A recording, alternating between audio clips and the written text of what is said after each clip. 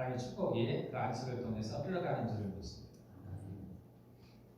자, 우리 야고보서 2장 14절에서 26절. 내 형제들아, 만일 사람이 믿음이 있노라 하고 행함이 없으면 무슨 유익이 있으리요? 그 믿음이 능히 자기를 구원하겠느냐? 만일 형제나 자매가 헐벗고 일용할 양식이 없는데 너희 중에 누구든지 그에게 이르되 평안히 가라, 덥게 하라, 배부르게 하라 하며 그 몸에 쓸 것을 주지 아니하면 무슨 유익이 있으리요?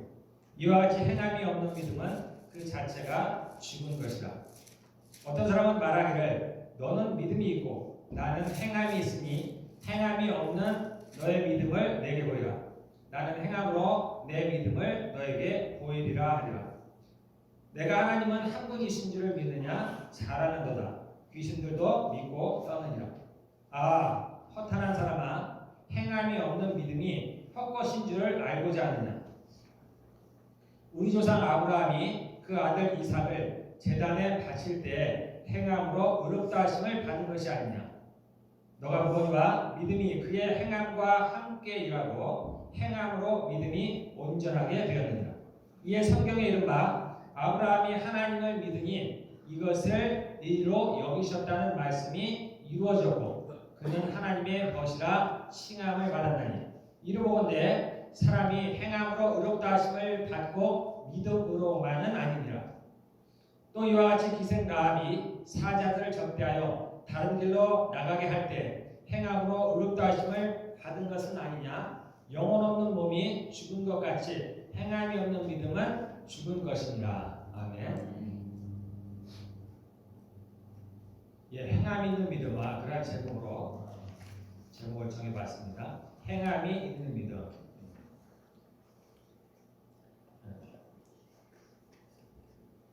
야고보는 이제 예수님의 제자가 아니고 여기에 나오는 야고보는 예수님의 동생입니다. 예수님이 살아계실 때는 이 야고보는 믿음이 없었어요. 예수님의 자녀, 그러니까 예수님의 동생들이죠. 4명의 동생이 있었는데 그들이 예수님을 믿지 않았습니다. 그러다가 이제 예수님 부활하신 후에 그 동생들에게 나타났어요. 그래서 이 야고보가 크게 이제 변화를 받았습니다. 그리고 이제 야고보가 오순절날 마가야 다락방에서 함께 성령을 받고 그 다음에 이제 야고보가 큰 변화를 얻게 되었어요. 그리고 나서 이제 이 야고보는 그 예루살렘의 대표가 됐습니다. 베드로가 있었죠. 이미 예수님의 수자 베드로가 있었는데 베드로와 더불어서 이 야고보가 예루살렘을 대표하는 그런 예수님의 제자가 됐습니다. 사도는 아니지만은 예수님의 동생으로 육체에 있을 때 친동생이죠. 그래서 그러한 역할을 야고보가 했었습니다. 이 야고보가 이 제자들을 보건대 시작은 어땠을지라도 결국은 가면은 다 어떻게 변하냐면은 사랑으로 변해요. 사랑. 예. 사랑의 사람들이 돼요. 그럴 수밖에 없는 것이 하나님은 사랑이십니다. 하나님을 대표하는 것이 뭐냐 할 때 하나님은 사랑이시라고 했습니다. 그래서 하나님을 사랑하는 자들은 그렇게 변할 수밖에 없습니다. 그래서 시작은 어땠을지라도 보면은 사랑이 넘쳐납니다. 이거 야고보도 예외는 아니에요. 자, 오늘 야고보는 특별히 이 믿음에 대해서 얘기하는데 믿음이 죽은 믿음이 있다는 거예요. 14절의 말씀대로 내 형제들아 만일 사람이 있노라 하고 믿음이 있다고 하면서 행함이 없으면 무슨 유익이 있겠느냐? 그 믿음이 능히 자기를 구원하겠느냐? 그 믿음이 아무 유익이 없다는 겁니다. 자, 이 아무 유익이 없다는 것은 아주 무서운 말입니다. 즉 구원받지 못한다는 거예요.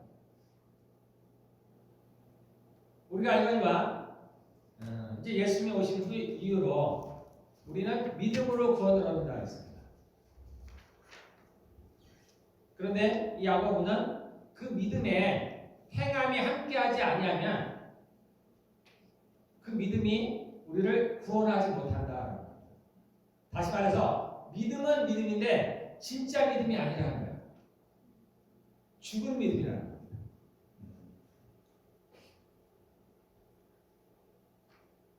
이게 어떤 분들에게는 아주 섬뜩합니다. 이 하나님의 나라와 하나님이 살아계신 것과 죽음 이후에 하나님의 심판이 있는 것과, 그래서 정말로 천국이 있고 또 그 감옥이 있다는 것, 우리가 지옥이라고 하잖아요. 죄인들이 가는 감옥이 있다는 것이 명확한 사람들에게는 이것이 굉장히 섬뜩한 얘기예요. 혹시 나는 그렇지 않은가? 그래 보는 겁니다. 우리가 예수를 믿고 교회를 나오는 여러 가지 이유가 있지만은 결국은 구원을 얻기 위한. 믿음의 결국은 우리의 혼의 구원이다 그랬습니다. 우리의 영은 우리가 예수를 믿을 때 우리가 다시 태어나게 됩니다. 성령에 다시 태어나는 거죠. 거듭나는 거죠. 우리 육체는 예수님이 오시면 우리가 다시 부활합니다. 그래서 새로운 육체를 얻게 돼요. 근데 우리 혼은 변하는 것입니다. 그래서 이 혼이 구원을 받아요. 그래서 믿음의 결국, 믿음의 마지막은 우리의 혼이 구원을 받아요. 자, 어쨌든 야고보서는 우리가 예수를 믿는다 할지라도 행함이 없으면 구원을 받지 못한다. 그래서 오늘은 이 믿음에 대해서 이것이 결국 뭘 얘기를 하는가? 그러면 내가 행함이 있어야 되는데 그럼 어디까지 있어야 하는 건가? 그런 것이 좀 궁금하죠. 내가 어디까지 그런 행함이 있어야 구원을 받는가? 아니 예수님이 돌아가실 때 우편 강도는 그냥 그 자리에서 구원을 받았는데 저가 도대체 무슨 행함이 있었을까? 여기 아브라함의 예를 들어놨죠. 아브라함은 자기 아들 독자 이삭을 죽였습니다. 죽이진 않았지만 거의 죽음과 방불합니다. 그러면 그렇게까지 해야 되나? 도대체 어떻게까지 해야지 내가 어느 정도까지 해야지 내가 행함이 있는 믿음이라고 하나님께 인정을 받을까? 이 성경은 짝이 있습니다. 다 짝이 있다고 해요. 그래서 이 내용은 로마서와 좀 짝을 이루는 겁니다. 로마서에 보면은 우리가 로마서를 통해서 이제 말하자면 기독교의 이제 핵심 교리들이 나옵니다. 그래서 구원 얻는 방법, 믿음으로 구원을 얻는 겁니다. 이 믿음으로 구원을 얻는 거는 그러면 어디에 시작되느냐? 이 구약의 신약에만 시작된 거예요. 이 바울도 어디서 인용했냐면 구약을 인용한 거예요. 구약이 어디냐면 하박국에 나옵니다. 하박국의 2장 4절에 나와 있어요. 뜬금없이 나왔어요. 뜬금없이. 하박국은 이제 내용이 그런 거예요. 믿지 않는 사람들이 또는 불의한 사람들이 잘 되는 거예요. 그래서 그건 이제 하박국은 궁금했어요.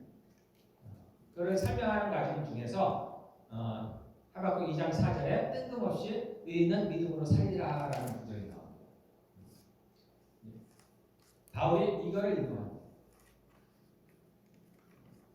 여기에 근거를 봅니다. 그래서 믿음으로 구원을 얻는다.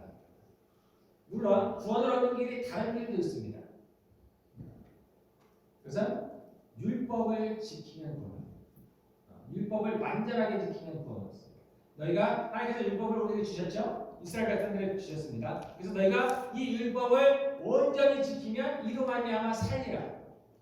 율법을 완전히 지키면 살 수가 있습니다. 그렇지만 결과적으로는 이 율법을 완전히 지킬 수 있는 사람은 한 사람도 없어요.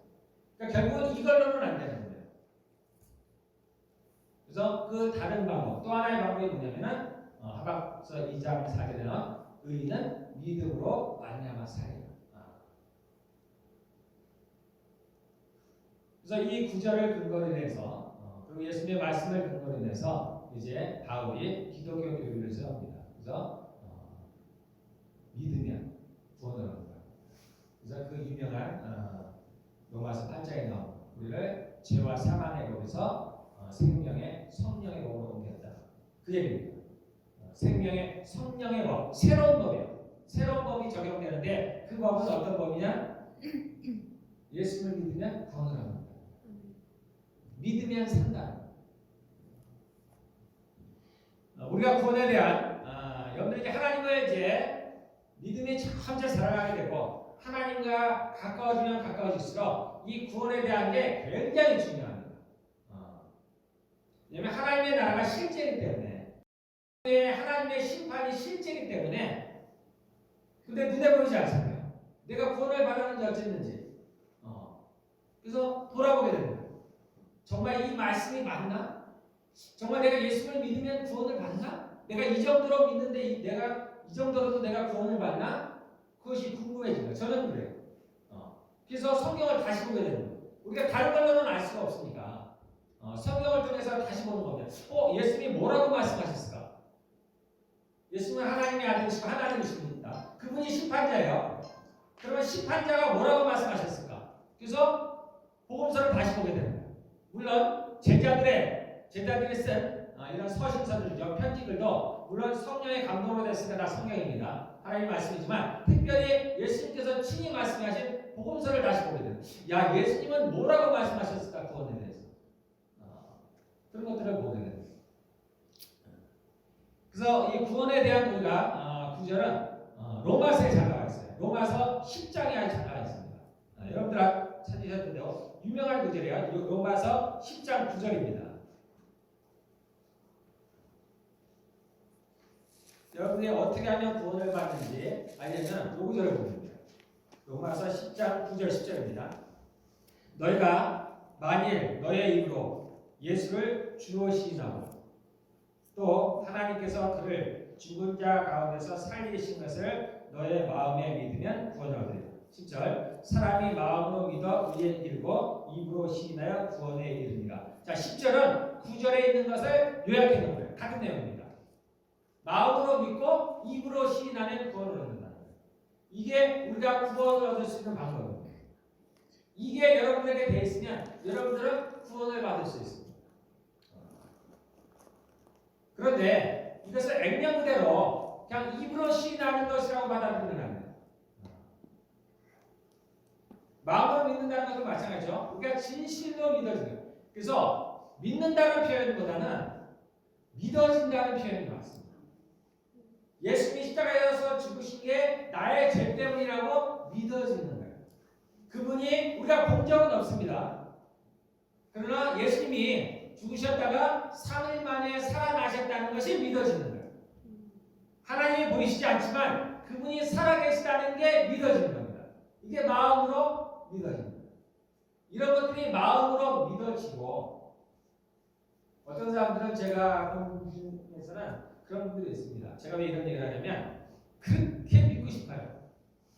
어쨌든 겉으로는 그렇습니다. 저에게는 본인은 너무나 믿고 싶다는 거예요. 그런데 믿어지지가 않는다. 제가 그런 차원에서 말씀드립니다.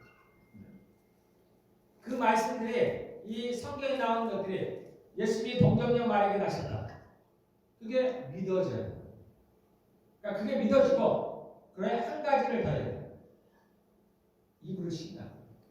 그래서 이 로마서든 이 야고보서든 다른 게 없습니다. 똑같아요. 믿음과 행함은 하나입니다. 같이. 그래서 로마서는 믿음을 얘기하고 야고보서는 행함을 얘기했다. 그렇지 않습니다. 이 구절 안에는 행함이 같이 들어가 있는 거예요. 마음으로 믿고 믿어지는 거예요. 그리고 입으로 시인하는 행동이 있어요. 그런데 이것은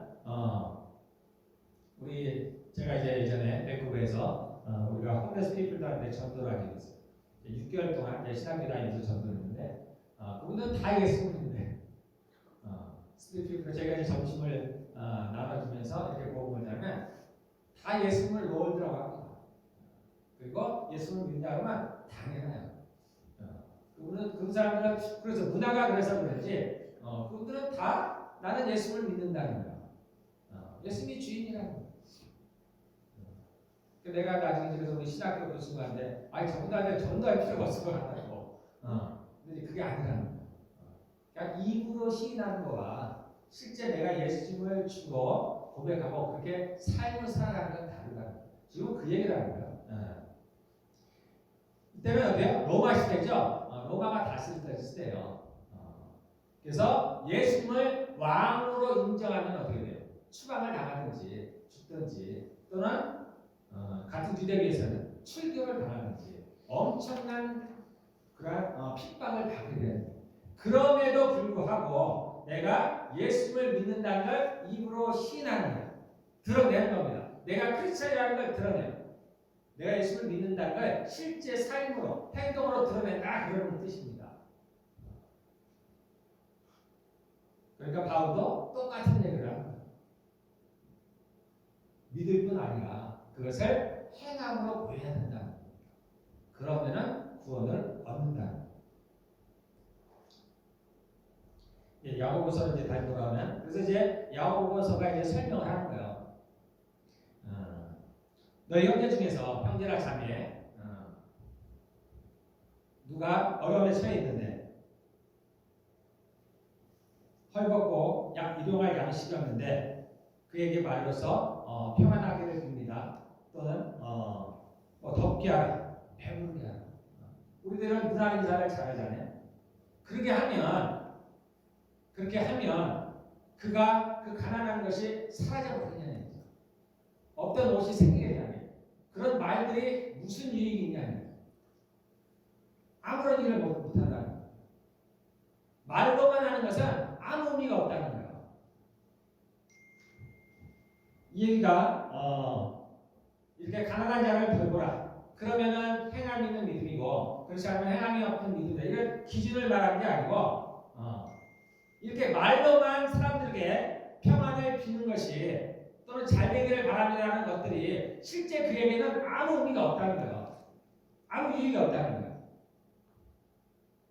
그런 것처럼 믿음도 나는 예수를 믿습니다 하고 세상 사람들과 똑같이 살아간다면 그의 믿음이 자기를 구원할 수 있겠냐? 그거 할 수 없다는 겁니다. 그래서 우리가 죽은 믿음이라 하는 거예요. 죽은 믿음. 믿음은 믿음인데 죽은 믿음. 그런 사람이 있느냐? 있습니다. 그런 사람도 있어요. 제가 아까 얘기한 그런 홈레스들 마찬가지입니다. 예수를 믿는다고 하는 거예요. 그런데 행함이 없는 거예요. 교회를 안 다니는 사람들 중에서도 그러한 분들이 있어요. 저희 어머님도 예수를 믿기 전에 하나님을 믿었어요. 철저한 불교 신자인데 하나님이 계신 것을 믿었어요. 그런 사람들 많습니다. 그런데 하나님께 나오지는 않아요.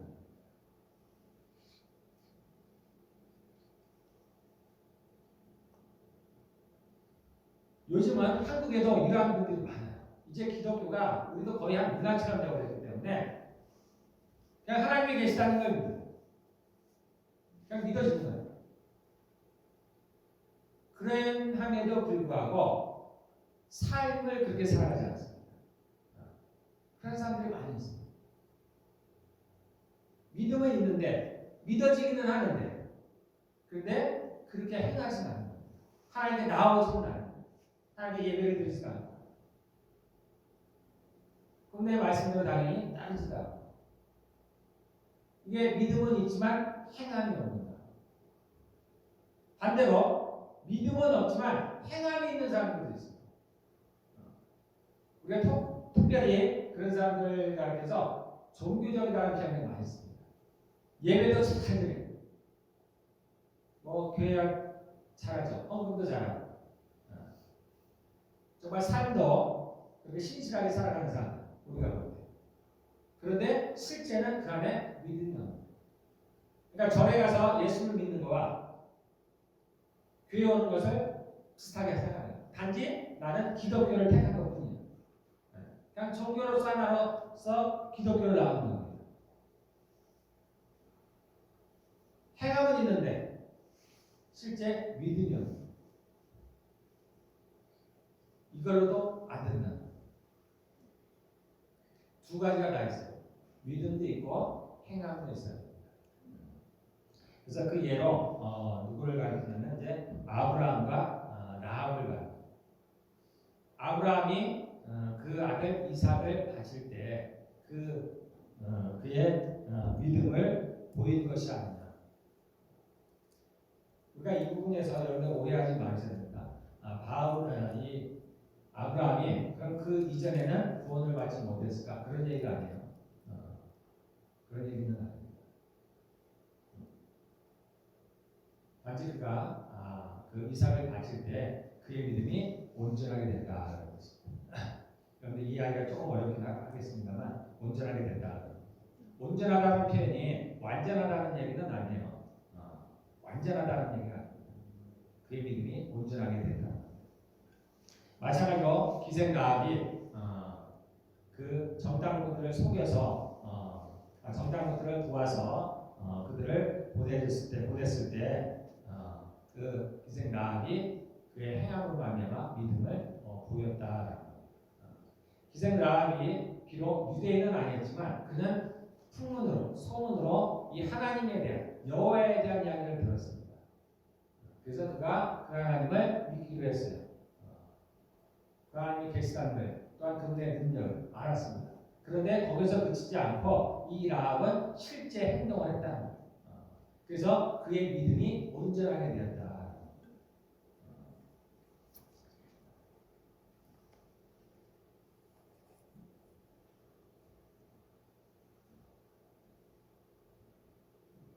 우리가 이제 믿음에 대해서 알아야 될 것이 믿음은 어떻게 생기냐면 믿음은 마치 살아있습니다. 고정된 것이에요. 믿음은 생명이 있어요. 그래서 자라가요. 하나님께 속한 모든 것은 다 생명입니다. 그래서 자라가게 되어 있어요. 믿음도 마찬가지로 자라갑니다. 우리가 처음 예수를 믿을 때와 지금의 내 삶이 똑같다면 이 믿음이 자라가지 않는 거예요. 마치 몸은 컸는데 그 정신은 옛날 애기와 같은 거예요. 아주 비정상이에요. 그래서 믿음은 자라가야 돼요. 근데 이 자라가는 방법이 뭐냐면 행함으로 할 때 자라간다. 그래서 20절에 보면 내가 보거니와 믿음이 그의 행함과 함께 일하고 행함으로 믿음이 온전하게 된다. 믿음은 자라가는 자라가요. 믿음은 그러면 어떻게 생기냐면 성경 이름 그대로죠. 믿음은 들음에서 나며 들음은 하나님의 말씀으로 갑니다. 우리가 하나님의 말씀을 들을 때 믿음이 생겨나요. 그런데 그 믿음이 온전하게 되기 위해서는 행함이 같이 따라야 돼요. 자, 우리가 우리 일상생활에서 삶을 한번 적용을 해볼까요? 제가 예배를 드리다 보니까 믿음이 왔어요. 그 일을 하나님께서 해결해 주실 것 같아요. 믿음이 왔어요. 그래서 내가 이제 삶으로 돌아갔을 때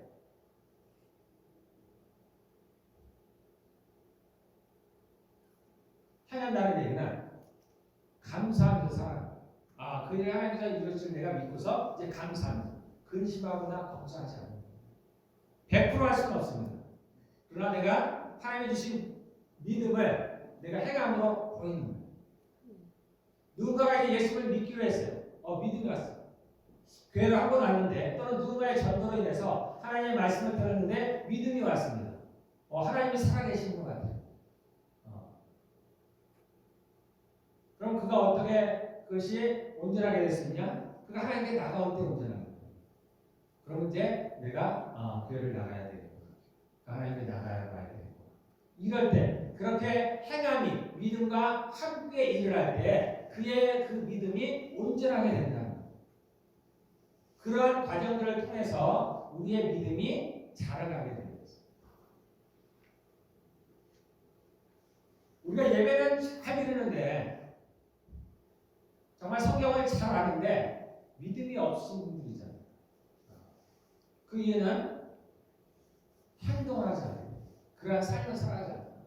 소위 말해서 머리만 크고 지식만 늘어나는 거예요.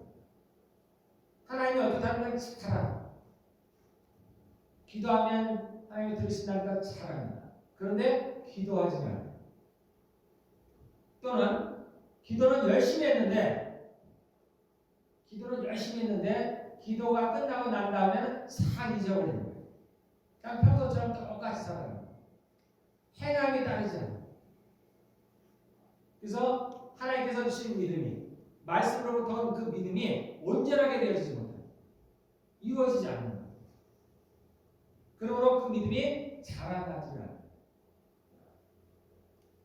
심지어 믿음이 약해지기도 합니다.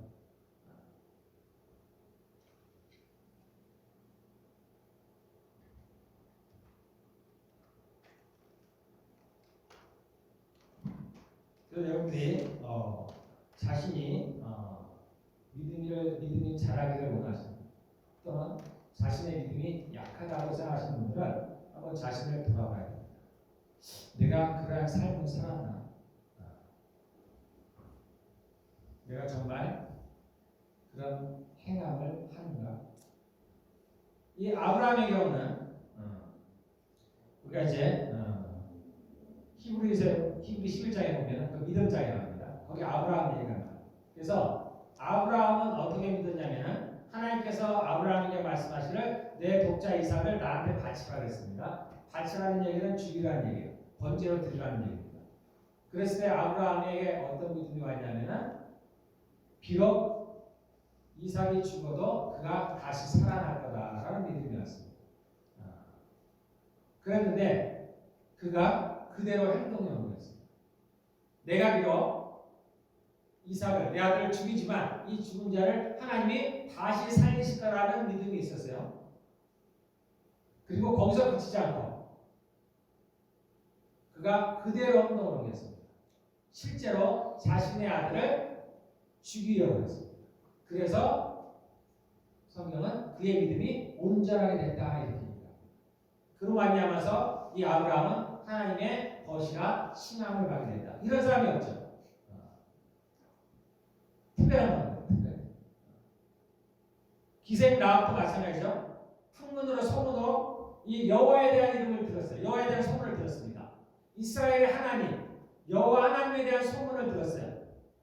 그는 진짜 신이구나. 바닷물을 가르셨구나.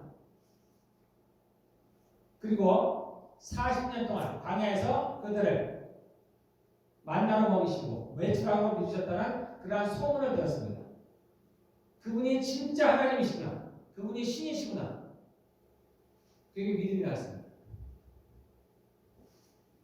많은 사람들에게 아마 그러한 믿음이 왔을 수가 있어요. 그런데 이 라합은 거기서 그치지 않고 실제로 그 일을 해갔다는 겁니다. 그 정탐꾼들이 왔을 때 자기의 생명을 걸었죠. 자기의 생명을 거는 겁니다. 만약에 정탐꾼이 숨겨진 정탐꾼이 발견되면 어떻게 돼요? 그도 죽임을 당하겠죠. 자신의 목숨을 거는 겁니다. 생명을 걸었어요.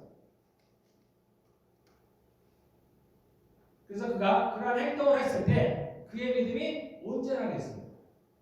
그래서 이 라합은 예수님의 족보에 들어가게 됐어요. 올라온 축복입니다. 평범하지 않아요. 라합 외에도 우리는 확인할 수는 없지만 라합 외에도 이 이스라엘의 하나님에 대한 소문이 거기에 퍼져 있었겠죠. 어쩌면 많은 사람들이 그 신에 대한 이름을 듣고 그 신이 진짜 신이구나 라는 믿음이 왔을지 모릅니다.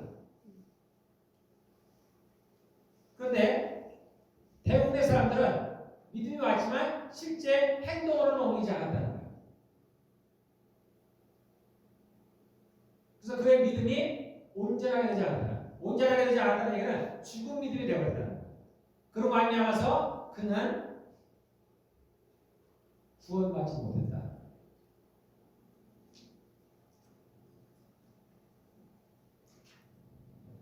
각각의 믿음의 분량이 다릅니다. 사람들마다 달라요. 그래서 이것 갖고는 뭐라고 할 수가 없어요. 저는 이제 처음 교회를 나가면서 하나님에게 믿음을 드렸습니다. 뭐 제가 뭘 한 것도 아니에요. 제가 그전에 뭐 교회를 다니지 않았으니까 성경을 뭐 열심히 봤다든지 누가 나에게 복음을 전했다든지 그런 것도 없습니다. 그런데 믿음이 생겼어요. 성경의 모든 말들이 진짜구나. 하나님이 살아계시구나. 내가 구원을 받았구나. 그러면서 그러한 우리 교회에 일어나는 그러한 기적 이런 것들이 당연한 일이구나. 저희는 믿음이 있습니다. 그런데 교회를 오래 다녀도 그런 믿음이 안 생기는 분들이 있어요. 그러니까 우리가 보는데 믿음의 분량이 다른 겁니다. 그것까지는 어쩔 수 없어요. 그건 우리가 할 수 있는 일들이 아닙니다. 그러나 출발점은 다르지만 거기서 이제는 자라나가는 거예요. 내가 믿음의 분량이 작으면 작은 대로 이제 그때부터 시작을 하는 겁니다. 그리고 자라나는 거예요. 그러면 내가 단정할 수 없지만은 공평하신 하나님께서 어떻게 우리를 보시겠냐라는 겁니다. 믿음의 분량 갖고는 따지지 않으실 것 같아요. 이건 하나님이 주셨습니다. 나의 노력과는 전혀 상관없습니다. 그런데 내가 얼마나 거기서 자라가느냐. 여기에는 나의 열심입니다. 내가 하나님의 말씀을 들었을 때, 나에게 믿음이 왔을 때, 내가 그것을 삶에서 얼마나 실천을 합니다. 내가 기도하면 될 것 같아요. 교회로 왔더니 말씀을 들었더니 갑자기 기도하면 될 것 같은 생각이 들었어요. 내가 이 일을 해결하는데 기도하면 될 것 같은 마음이 들었어요. 그런데 누군가는 기도를 하고 누군가는 잊어버립니다. 그래서 그가 그런 행동을 할 때 그에게 들어온 믿음이 온전하게 됩니다. 그런 과정들을 통해서 믿음이 자라납니다. 여러분들 자세히 한번 자신을 한번 돌아보시면 그런 경우가 많은 거예요. 누군가 나에게 얘기했는데 왠지 그렇게 하면 될 것 같아요. 그런데 실제로 행동을 합니다. 우리가 설교를 들을 때는 마음이 뜨거워져서 내가 하나님을 의지해야지. 내가 걱정하거나 근심하지 말아야지. 그런데 실제 삶에서는 그렇지 않아요. 늘 불평, 불만, 걱정과 근심으로 가요. 이것이 소위 말하는 행함이 없는 문제입니다.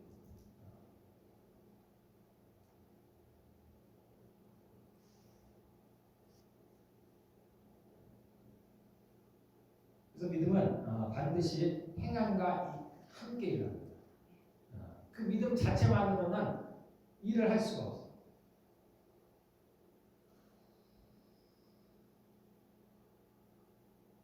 함께 행함이 따라줘야 됩니다. 그럴 때 그러한 믿음이 온전하게 됩니다. 내가 저 사람을 기도하면은 병이 나을 것 같은데 그러한 믿음이 오는데 저도 잘 안 나요. 사실 저도 놓칠 때가 많아요. 전에도 안 나왔는데 혹시 내가 좀 거부하지 않을까? 안 되면 내가 좀 창피하지 않을까? 일단 여러 가지 저도 잘 못해요. 사실 되건 안 되거나 그건 저의 능력과는 관계가 없어요. 그냥 그러한 마음이 왔을 때 내가 그것을 실제로 행하느냐 안 하느냐 아마도 주님은 그런 것들을 보실 텐데 저도 그러지 못할 때가 많습니다. 많은 정도가 아니죠.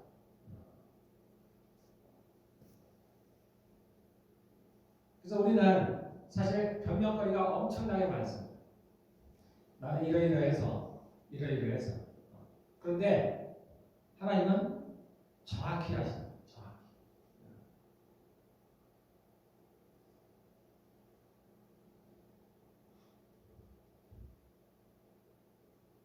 아브라함이 처음부터 그렇게 믿음이 좋았던 사람은 아니죠.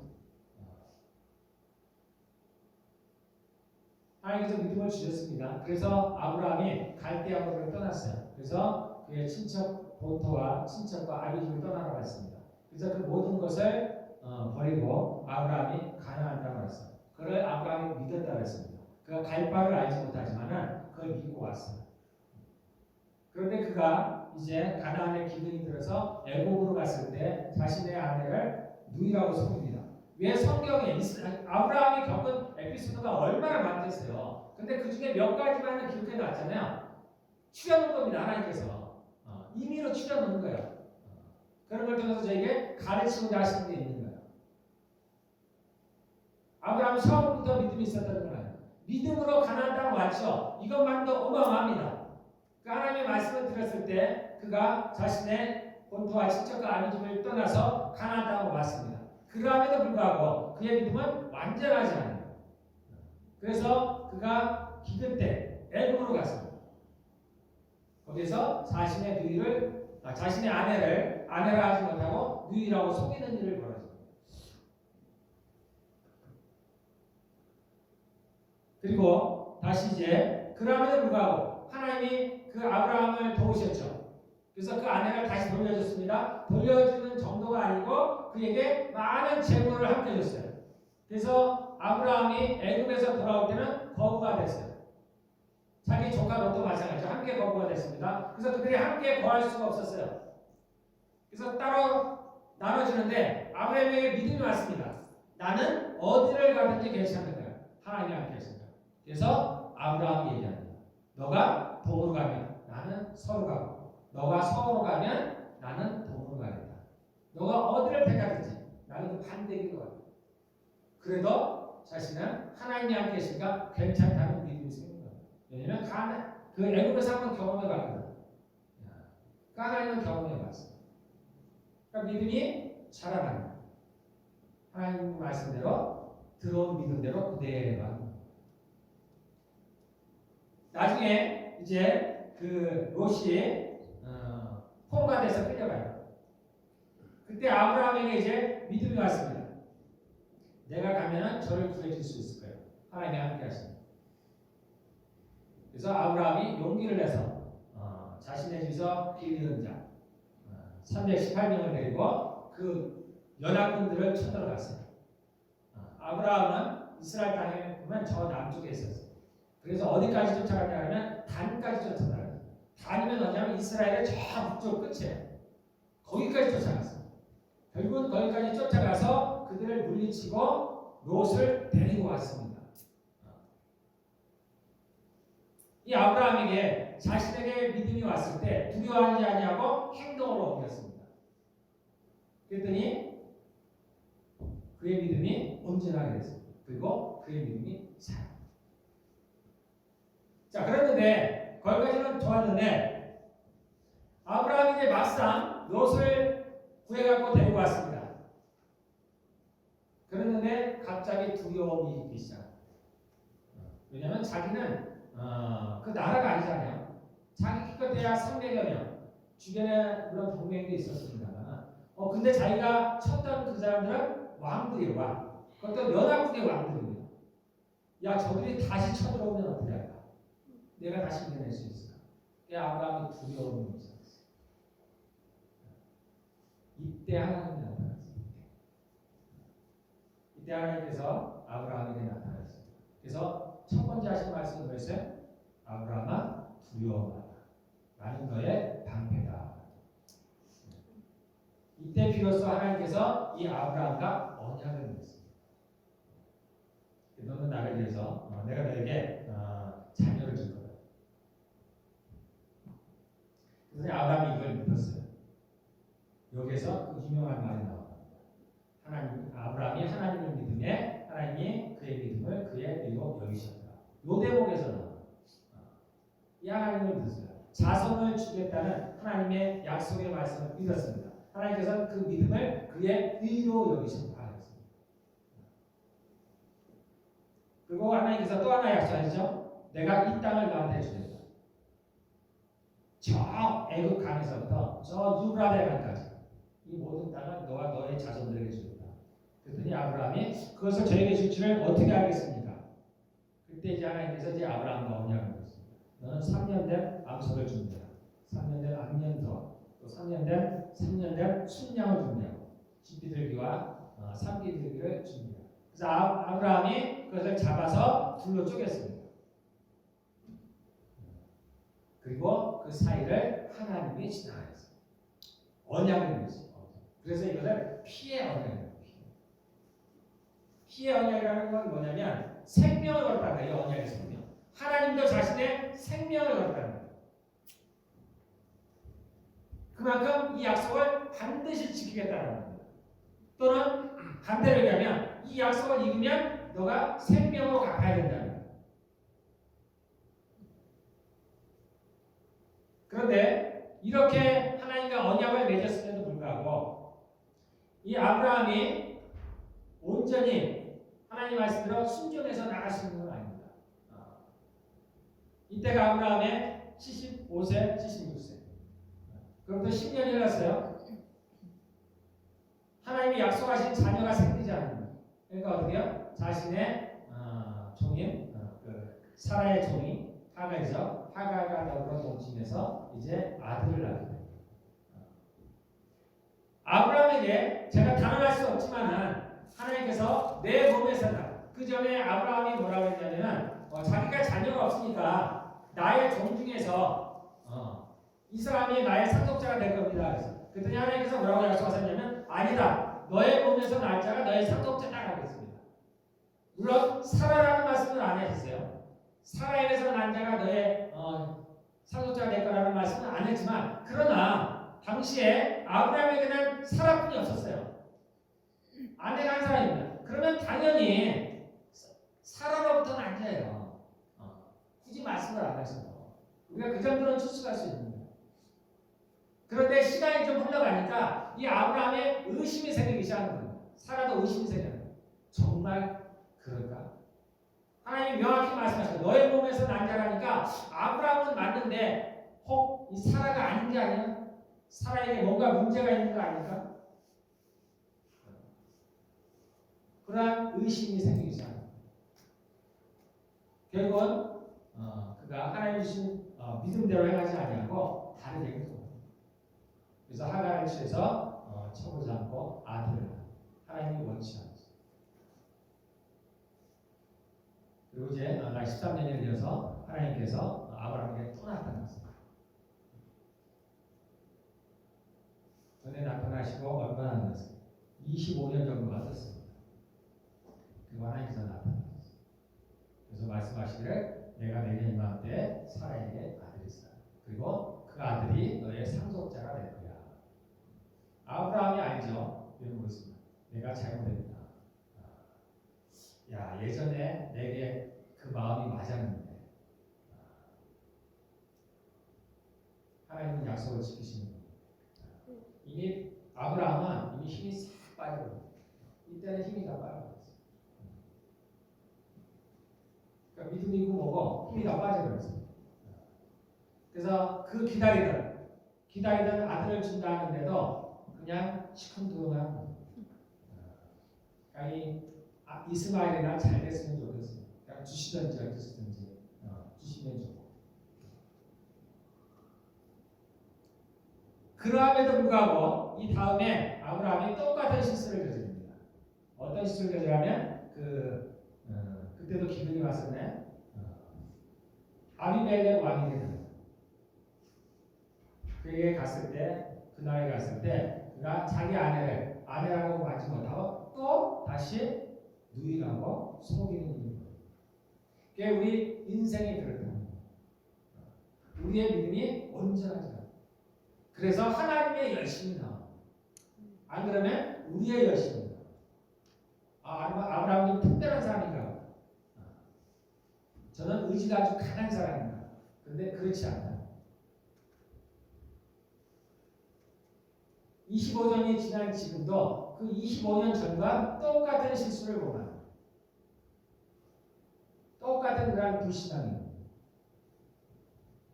그 하나님을 온전히 믿잖아요. 과거에 그 경험을 했잖아요. 그가 두려워서 과거에 자기 아내를 아내라 하지 못하고 누이라고 속였어요. 그렇지만 하나님께서 그를 돌보셨다는 것을 그가 경험을 했습니다. 그런데 똑같은 상황이 벌어졌는데 똑같이 행동을 합니다. 하나님을 온전하게 믿습니다. 그래서 똑같은 실수를 범하는데 하나님은 또 똑같이 하십니다. 그 아내를 또 다시 돌려. 그리고 아브라함을 또 축복하십니다. 이 아비멜렉이 보니까 아브라함을 잘 오히려 아브라함에 가서 동맹을 맺자. 그러니까 아브라함이 이제 그러한 경험을 합니다. 그리고 나서 이제 10여 년이 흘렀어요. 그 사이에 무슨 일이 벌어졌는지 성경에 나오지 않습니다. 10여 년이 흘러서 자신의 아들을 바치라는 하나님의 말씀을 들을 때 그가 거침없이 이제 자신의 아들을 죽여가는 장면을 보게 됩니다. 그때까지가 얼마나 35년, 40년 정도가 됐습니다. 비로소 그가 하나님을 온전히 신뢰하게 됐습니다. 그래서 성경은 그 장면까지는 나와요. 그래서 그가 자신의 아들 독생자 이삭을 바쳤을 때 그의 행함으로 말미암아 그의 믿음이 온전하게 된다. 언제적 그것이 35년, 40년이 전다. 그의 믿음을 의로 여기셨다는 그 하나님의 말씀이 온전하게 됐다.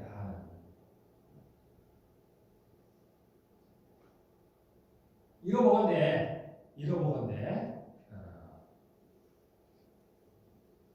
그래서 뭐라고 얘기하냐면 이러보건대 사람이 행함으로 의롭다 하심을 받고 믿음으로만 아니다. 이걸 또 오해해서 그럼 행함으로만 그런 얘기가 아닙니다. 믿음으로만 아니라는 거예요. 행함과 믿음이 함께 가야 됩니다. 그래야 의롭게 된다는 거예요. 의롭게 된다는 얘기를 우리가 선하다 그런 것을 보면 안 됩니다. 의롭게 되지 않으면 천국에 갈 수가 없어요. 의롭게 되지 않으면 구원을 받을 수가 없어요. 그래서 의롭게 된다는 얘기는 구원받는 겁니다. 마음으로 믿어 우리가 의의 이름 입으로 신나요 구원의 이름입니다. 같은 얘기입니다. 그래서 의롭게 된다는 것, 즉 우리가 원하는 그 구원을 얻는 방법이 믿음으로만이 아니라는 겁니다. 행함이 함께 가야 된다. 그래서 여러분들이 자신을 돌봐야 돼요. 자신을 돌아봐야 돼요. 우리는 다 믿음이 있다고 얘기합니다. 그런데 정말 내가 행함이 있는가? 어떤 행함이냐? 행함은 여러 가지예요. 개인마다 다 다를 수 있습니다. 내가 이런 어려운 상황 속에서도 하나님이 나를 온전히 인도시고 선한 대로 인도하실 거라고 내가 믿을 때 내가 하나님께 감사할 수 있으면 그것이 하나의 행동입니다. 내가 현실적으로는 불가능해 보이지만 하나님께 기도하면 하나님께서 이를 이루실 거라고 내가 믿었을 때 그 하나님께 나아가서 기도할 때 그 기도가 나에게 행동이 됩니다. 더 나아가서 내가 이 사람 정말 믿지만 하나님께서 원수를 사랑하라 했습니다. 또는 나를 핍박한 자가 있어서 기도하라 했습니까? 내가 그 말씀에 순종하여서 그러한 행동을 할 때 우리가 행한다. 그래서 행함은 각 사람들마다 각각 다 다르다. 아브라함처럼 또는 이 라합처럼 자신의 생명을 바치는 사람이 있어요. 그런 사람들도 있지만 아주 작은 부분에서도 나아요. 내가 하나님을 신뢰함으로 말미암아서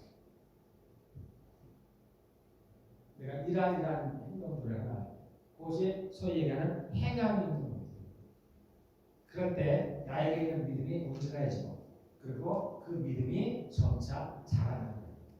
그래서 결국은 아브라함은 자신의 자식을 가졌지만 우리도 어디에까지 갈지를 모릅니다. 꼭 그것을 해야만 구원을 얻는다는 얘기가 아니에요. 아브라함이 자식을 안 가졌다 해서 구원을 받지 못한다. 그런 얘기가 아닙니다. 하나님의 얘기해 주신 믿음이 온전하게 되려면 그것이 분량이 작은 것이든 큰 것이든 행함이 따라야 된다. 그런 행함이 따를 때 나의 믿음이 온전해지고 그리고 더 나아가서 나의 믿음이 자란다. 하나님께서 우리에게 천국의 삶이 어떨까? 우리는 명확히 알 수가 없습니다. 우리는 잘 몰라요. 그렇지만 우리가 하나님이 실제적이게 되면 이 하나님의 나라가 실제적이 되면은 이제 그러한 것들도 실제적이 됩니다. 똑같이 구원을 받았지만 우리가 천국의 삶이 똑같지 않을 거라는 것. 우리가 가까운 데로 우리가 한국에서 이제 캐나다에 올 때는 잘 모르잖아요. 가면은 한 6개월 하면 영어를 팔팔하게 할 줄 알잖아요. 저도 그랬어요. 한 6개월만 지나면 내가 팔팔하게 할 거야. 저는 한 2년 있다가 한국에 갔는데 누가 말 시킬까봐 겁나더라고요. 길에 가다가 외국인을 말하는데 한번 얘기해보라고 나하고 시킬까봐 내가 겁나더라고요. 다르잖아요. 각각이 다르죠. 이 땅에서의 삶도 다르죠. 천국도 같죠. 같을 수가 없어요. 그러면 하나님께서 우리를 이렇게 하지 않으실 거예요. 제 생각에. 우리가 예수를 믿는 순간에 우리를 그대로 데려가시는 거죠. 아니면 너희의 천국에서의 삶은 다 똑같으니까 어떻게 살아도 그냥 알아서 잘 살아라고 하는지. 근데 그렇지 않다. 하나님께서 어떤 기준으로 어떻게 분류하실지 우리는 알 수가 없습니다. 물론 성경에 나온 조금 많은 것들이 있을 수 있죠. 우리가 하는 대로 너희가 친구를 위해서 목숨을 바치면 이보다 큰 사랑이 없다. 예수님을 위해서 우리가 목숨을 바쳐. 그래서 우리가 순교한 사람들 특별하게 보잖아요.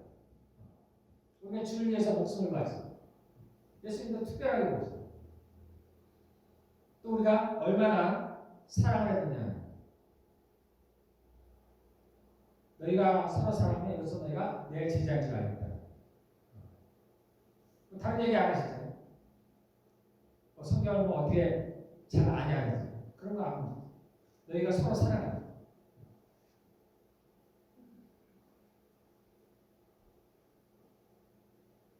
처음에 사람이 같이 가습니다.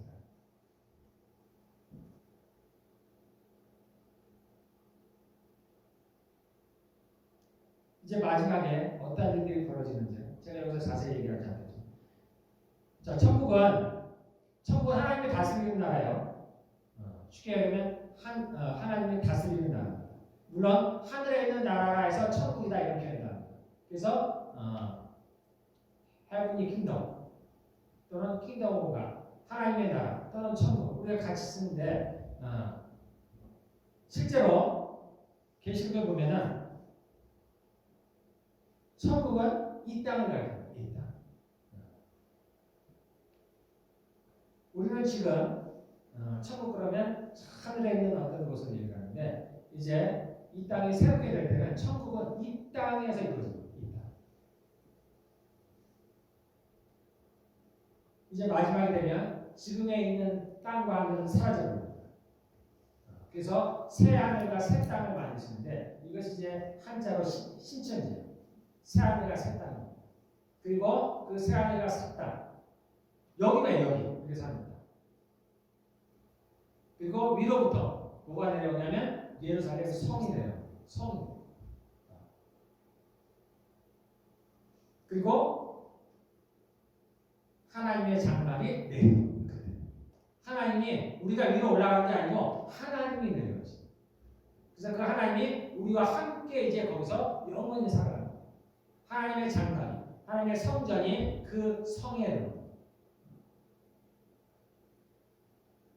자, 우리가 이것을 봐도 성 안과 성 밖에 있습니다. 예수께서 말씀하신 제자들에게 내가 가서 너희에서 집을 예비하라 했어요. 예수님이 집을 지으십니다. 제자들에서. 다 같은 집이지 않아요. 지금 아파트처럼 그런 건 아닙니다. 우리가 이 땅에서 어떻게 살았느냐에 따라서 주의 말씀에 어떻게 순종하느냐에 따라서 우리가 우리의 집이 결정이 됩니다. 이제 영원히 살아갈 그 새하늘과 새 땅에서의 우리의 삶이 결정이 됩니다. 우리가 이 땅에 100년도 못 사는 이 땅에서도 우리가 미래에 좀 더 잘 살기 위해서 우리가 그 어릴 때 아이들에게 공부를 시키고 여러 가지를 시킵니다. 하물며 우리가 영원히 살 그날을 위해서 우리가 이 땅에서 우리에게 주어진 시간들입니다. 더 이상의 기회는 없습니다.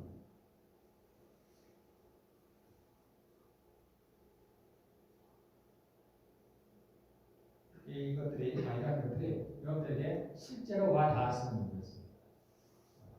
그래서 이제 저희가 하나님의 말씀대로 어떻게 살아가는가, 즉 행함이 있는 믿음이 있어요. 바랍니다. 오늘도 한번 마음을 새롭게 하시고, 자, 이제 내가 진짜 믿음의 사람이 되어야 됩니다.